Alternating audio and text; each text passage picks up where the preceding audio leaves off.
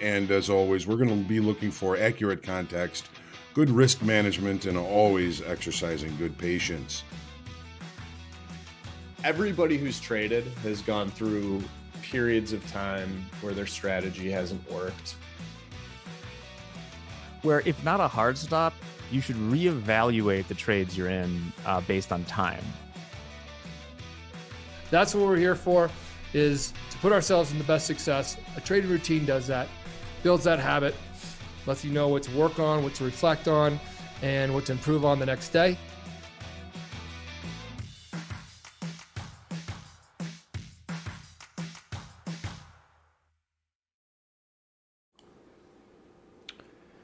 Good afternoon, friends and traders. Welcome to the market recap for today, July 6, 2022. I am your host this afternoon. They call me JD. As always, thank you for choosing to spend your time with us. Hopefully we can all walk away from this with a little more knowledge and understanding than we had before we started. Remember to hit the like button. Feel free to share your comments and feedback in the chat. And if you haven't already, go ahead and subscribe to our channel so you get those updates every time we go live. Hope you all had a great trading day. There was definitely some opportunity out there for all types of trading styles today. Let's see what we got in the room today. Tachyon, Just Wave, Bill Phillips, James Swan, good afternoon. Thanks for being here with me. Kind of a small crowd today. That's cool. Well, let's just get right into it then. What do you say? Let me queue up some charts. And we're off. So let's get started with the daily in the ES. This is the daily chart of the September contract in the ES. Well, we can see today was fairly uneventful for stocks across the board. I think not even the release of the FOMC minutes, where the Fed was talking about slowing the economy to fight inflation, could really get this market moving. Up until 1:30 p.m. Central Time this afternoon, the ES had been held to just about a 41 handle range during regular trading hours, which is one of the smaller ranges we've seen so far this year. We did get a little nice pop right at 1:30 this afternoon. It was able to break out of above yesterday's high and close out on the highs. But for the most part, prices just kind of drifted sideways between this 10 and 20-day moving averages for most of the day. Volume kind of dried up also, only about 1.5 million contracts traded today, slightly less than yesterday's, close to 2 million contracts. Switching over to the 4-hour chart. Again, this market has done really nothing but drift sideways, roughly 100 handle range or so for more than a week now. These shorter term moving averages are still kind of resting on top of each other, though they did kind of slightly bend higher, closer to the close. Actually, correct myself, these were flat moving averages signaling a sideways move, which is also a direction. I shouldn't say signaling no direction. But they are kind of slightly sloping higher just for now. And you see these price bars kind of balancing on top, just dancing along these moving averages as they kind of drift along. Let's check out the 30-minute. I think the most exciting thing this market did today was take out this high in the close and then break down right after. Again, we had this pop at 1:30, about a half hour after the Fed minutes were released, which extended the highs by about 20 handles, and then it came right back. Almost back inside yesterday's range, not quite, but came back into today's value area. Like I said a few minutes ago, opportunity on both sides of this market today. Overall, still viewing this market as kind of flat. There has been some opportunity on both sides, which is great for us retail day traders, but the lack of direction can kind of start to make me feel a little skittish. Like I could get on the wrong side of the market with very little warning, and like a move just comes and, wipes me right out. That's just me, though. These are the kinds of things I think about when markets get too slow. That big move is going to come, and you're not going to see it coming. But anyway, let's move along to crude oil. Well, I said in the forecast this morning that I was I wasn't looking for another 10% drop in crude oil. Thank goodness we didn't get one. I was looking at this low from way back in April though, as a downside target if it did start to get a little weak, and we did take that low out by about 18 ticks before starting to grind back higher. The 10 and 20 day moving averages are still slightly below the 50-day moving average, so momentum is currently pointing to the downside just a little bit. Moving over to the 4-hour. Now, this reversal bar right here at 9 o'clock would typically have me thinking about putting a small long position on trying to scale out at the 10 and 20 period moving averages.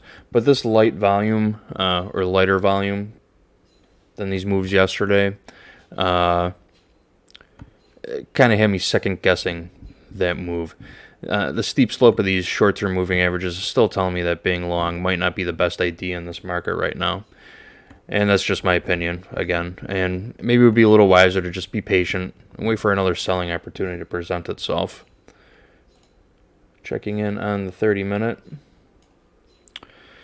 So, crude opened inside yesterday's value area and also closed inside yesterday's value area.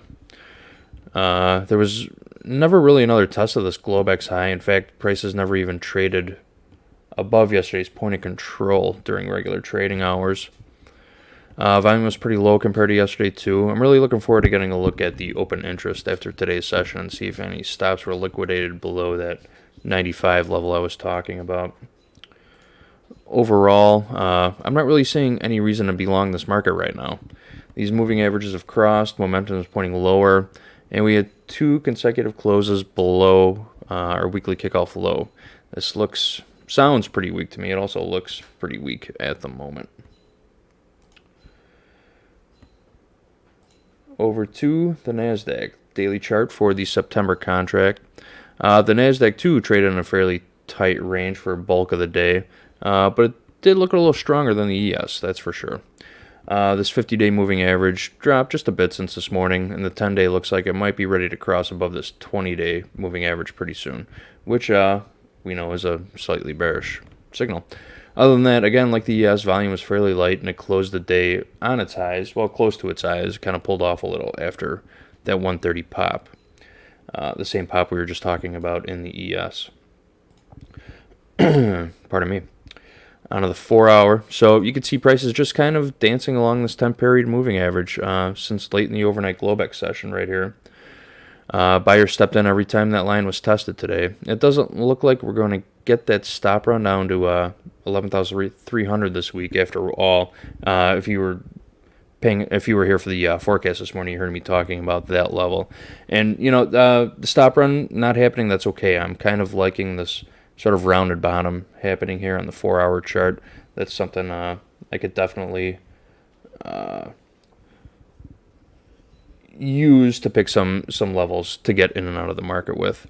Next step could be a test of this high from last Monday, and then a weekly kickoff high right after that.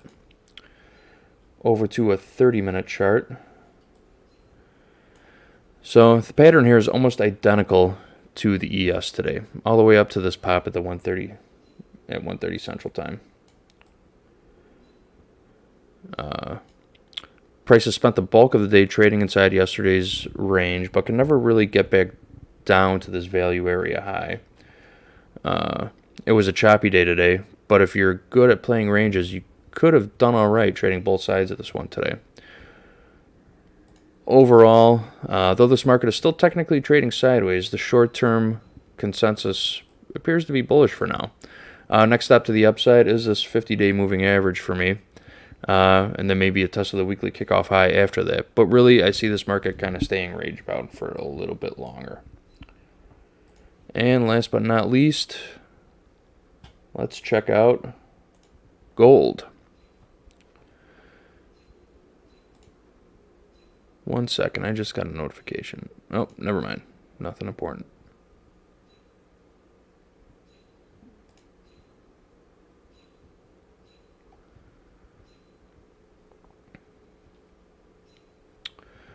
Back to, my apologies for that. back to the gold market. Okay, so squeeze definitely looks like it's in gold right now. It's not safe to be long in this market. We don't see a lot of back-to-back trend days, so that's telling me that this market is definitely weak right now. Plus, we're seeing the euro getting hit and the dollar getting stronger, so why not dump the gold, huh? I mentioned running some stops below this December low at 1754 earlier today, and they took that level out pretty easily. On the 4-hour, what else is there to say about this one? The slope of these short-term moving averages has steepened. Back-to-back trend days lower, consecutive closes below the weekly kickoff low. This market is weak. There's the 30-minute. Pretty much straight down all morning. And then a little consolidation after the low was put in at around 11 a.m. this morning Central Time. We did see a little strength come in late in the day, and it closed just above the short-term moving average. But technically, there is no gap to fill up here. So a move back up to the 1760s just doesn't seem logical to me right now. Overall, I'm not going to try and step in front of this one either. I missed the move, and I'm okay with that. The only thing really to do is just be patient, wait for a pullback to see if they can offer up a less risky entry. That's it. So let's skip back over here. Anything coming in the chat? Good evening, Orion. Liquidation break there on the close. Yep. Oil literally diddling in the middle still. Hello, Keaton. Thanks for joining us. I guess we could get to wrapping this up early today. Oh, I got to mention the economic calendar for tomorrow. Never brought that up. 6:30 a.m. Eastern Time. I'm sorry, 6:30 a.m. Central Time. Challenger Job Cut Report. ADP Employment Report at 7:15 Central. International Trade in Goods and Services, 7:30 Central. Jobless claims, also 7:30 Central. EIA Natural Gas Report at 9:30 Central Time. EIA Petroleum Status Report at 11. Other than that, James Bullard is speaking at noon Central Time, along with Christopher Waller. And in between that, we have a slew of T-bond bill and note auctions and announcements. So Thursday's usually the heaviest economic calendar day of the week, and that's no exception this week. So be on your toes starting early in the AM, and we'll report on the results of some of these numbers in our morning forecast. So, in the spirit of both Dan Hodgman and Hogue, let's do a what happened this day in history, July 6th. On this day in 2002, American tennis star Serena Williams defeated her sister Venus to win her first Wimbledon singles title. And also on this day, July 6, 1957, Paul McCartney and John Lennon met for the first time at a church event in Liverpool, England, where the latter's band was performing. The duo will later form the Beatles, perhaps the most influential band in history. That's a good piece of trivia for you. So with that, I guess we could call it a day. I will see you tomorrow morning. No more announcements for today, so that's a wrap, folks. Hope you had a great trading day, and I will see you bright and early tomorrow for the market forecast.